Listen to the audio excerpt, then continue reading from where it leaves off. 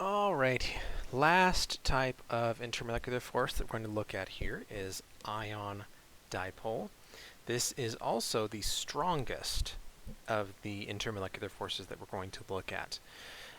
This is a intermolecular force that can only occur if you have some kind of an ionic compound present in a solution. So this is one of the more restrictive ones, along with hydrogen bonding, I guess. Those would be the two most restrictive ones. The reason why it is stronger than hydrogen bonding is because with this type of interaction, you have a whole charge involved. So you have an entire negative charge, you have an entire positive charge. With the ions, you're not dealing with only partial charges like you are with dipole-dipole or hydrogen bonding. And simply because of the magnitude of the charge, this is a stronger interaction than any of the ones we've seen so far. But again, this is only possible if you have some kind of an ionic compound present. And just in case you've forgotten how to tell if you have an ionic compound, if you have a metal and a nonmetal in the same compound, it is ionic by definition. These are ionic compounds. You're not going to be sharing electrons between them. They are going to completely transfer electrons from the from the metal to the nonmetal, until you have whole charges involved here. So if I ask you to determine if something has ion dipole intermolecular forces, really what I'm asking you to do is to determine, is there an ionic compound present? That would be the only situation where I would want you to reply yes. So if I gave you water and said, is there ion dipole present? Now technically water can participate in ion dipole. It could be the dipole part of that interaction. But I don't want you to point out every single time that it's possible it could be there. I only want you to point out when the ion portion is present. So if you have an ionic compound, then you could have ion dipole interactions. All right. Nice and quick there for that one. So just again to summarize the 4 different types of intermolecular forces that we've seen in this chapter so far. We have dispersion forces. These are the weakest of the interactions, but they are present in everything. All molecules and atoms have dispersion forces. We have dipole-dipole, which is present in polar molecules. Those are significantly stronger than dispersion forces, but they are weaker than hydrogen bonding, which is where you have a hydrogen bonded directly to a fluorine, oxygen, or nitrogen, and those are weaker than ion dipole, where we have some kind of an ionic compound mixed in with some kind of a polar compound. And we don't care specifically what either of those are, as long as we have some ionic compound and some polar compound, we will have ion dipole present.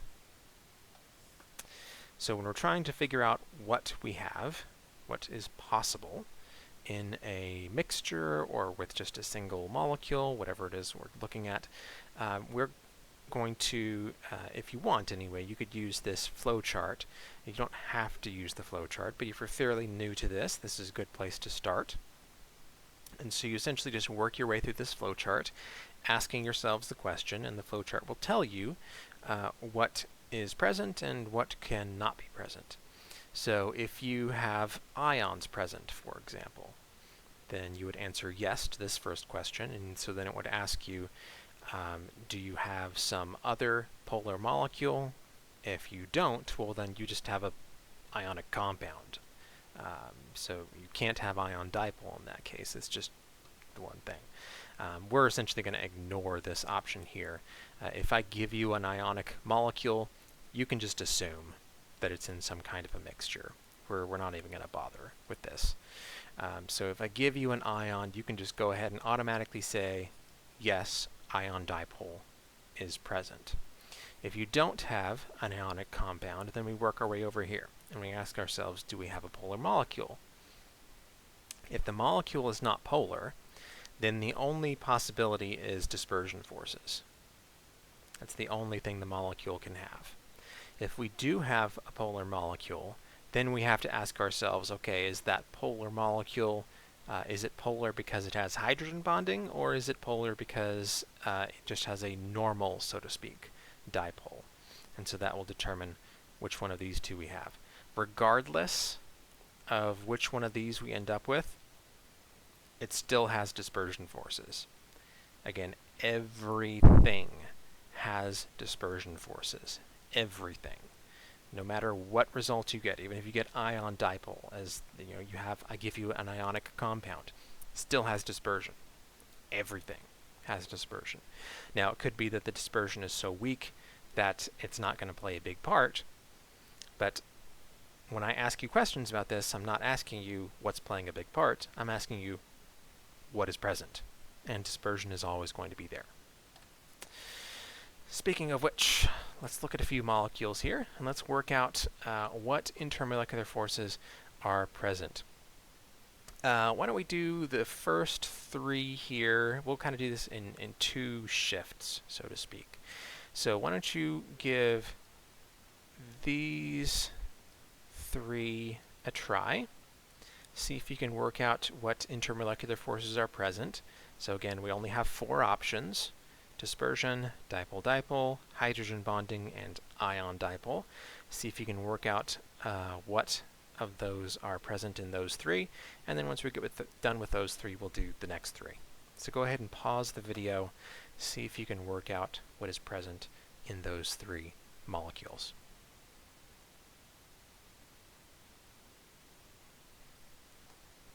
Okay, so in the first molecule here, if we work our way through the flow chart, the first question was, do we have an ionic compound? No, we do not. We only have nonmetals here, so it's not ionic. Next question was, do we have a polar bond? Well, if you look up the electronegativities, carbon is 2.5 and hydrogen is 2.1. That is a difference of 0.4. You have to have a difference greater than 0.4 to have polar bonds. So we do not have a polar molecule. So in that case, this can only have dispersion. That's the only thing that's present in this molecule, which is perfectly fine. There are a whole bunch of molecules out there where the only intermolecular force is dispersion. Let's do number 2 here. So again, no ion dipole because we don't have any metals present. It is only nonmetals. The next question was, do we have polar bonds? And yes, indeed we do. We have carbon bonded to fluorine. Again, carbon is 2.5, fluorine is 4 on the electronegativity scale. So that is a very polar bond. If you were tempted to put hydrogen bonding as the answer to this one, you would be incorrect, because again, it's not good enough to have the hydrogen and the fluorine in the same molecule. The hydrogen must be directly bonded to the fluorine. So the Lewis structure for this would look something like this. Yeah, ran out of space there.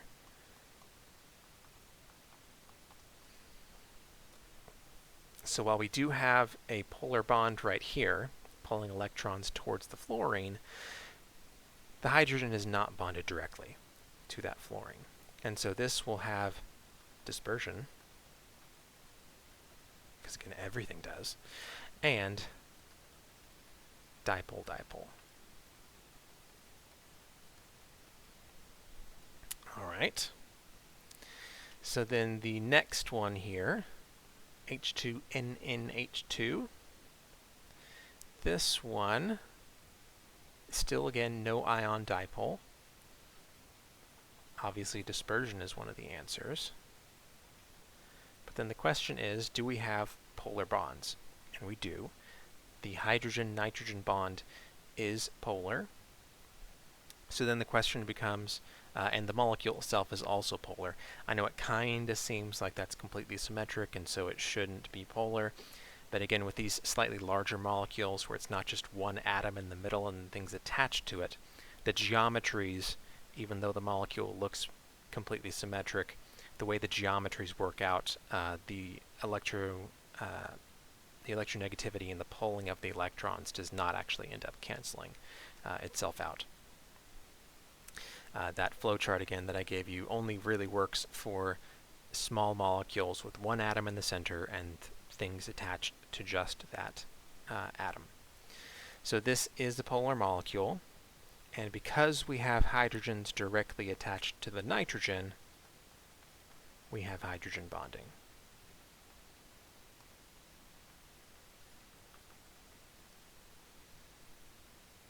And because there are no polar bonds other than the ones participating in the hydrogen bonding, we would not put dipole-dipole as a possible answer here.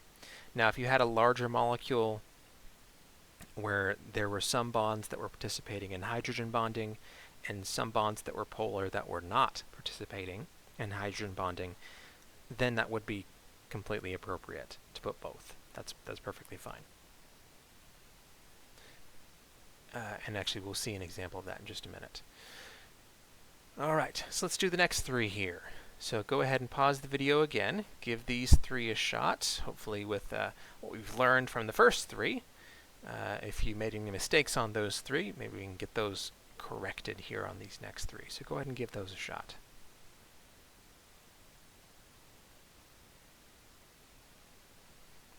All right, let's do this one first. So H2S, once again, not a ion dipole. There's no ionic compound there because it's only nonmetals. If you check the electronegativities, I believe, if my memory serves me, sulfur is also 2.5, just like carbon. And you can double check me on that to be sure, but I do remember that it's not a polar bond. There's not a polar bond between sulfur and hydrogen. So because there's no polar bonds, and it's not an ion dipole interaction, dispersion is all we have for this particular molecule. What about this one? So we have methanol here. Don't drink it, you'll go blind. Nasty stuff, methanol. Only one carbon and two hydrogens away from ethanol. But that carbon and two hydrogens are very important. This is again not ion dipole.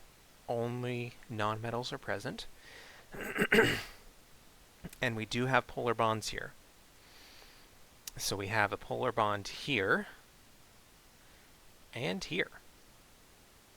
It's fairly easy to forget about this one. This will give it hydrogen bonding because we have a hydrogen directly attached to the oxygen. But this is also a polar bond because, again, the carbon is 2.5 and the oxygen is 3.5. So that is a polar bond. So this will actually have dispersion. Dipole-dipole, and hydrogen bonding.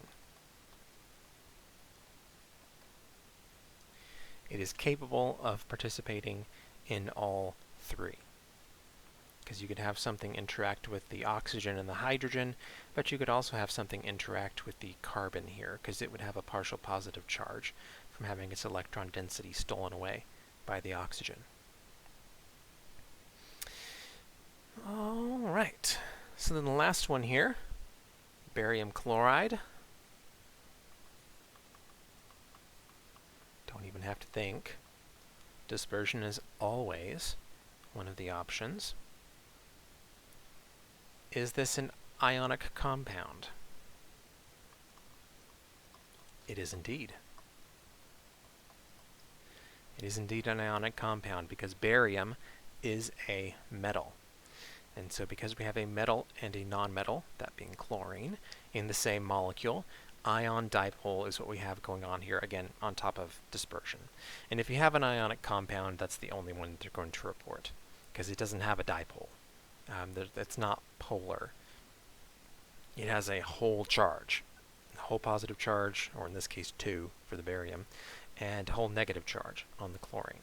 So with ion dipole, that is your only option other than the dispersion. All right, we will call it there for this video. In the next one, we're going to talk about the Jesus Christ lizard, as well as these little pond skimmers. That's what we called them when I was a kid. I don't know if that's the actual real scientific name, but we call them pond skimmers. We're going to talk about how they move across the water. So we'll see you in the next one.